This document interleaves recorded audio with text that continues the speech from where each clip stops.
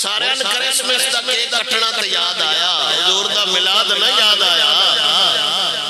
Christmas की खुशी तो सारे याद आ गई है। पीर है तां, मौलवी है तां, हुक्मरान है तां, कमीने सारे छुरियां लेके गए।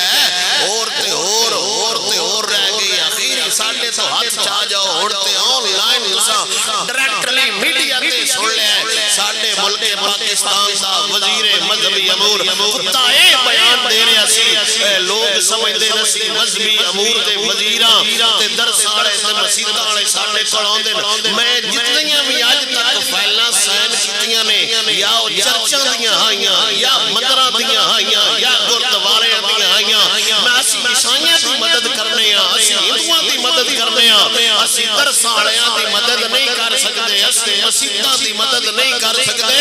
ओ जित्थों दे मजहबी अमूर दे वजीर दा हाल है, बाकी कुत्तियां दा की हाल होना है।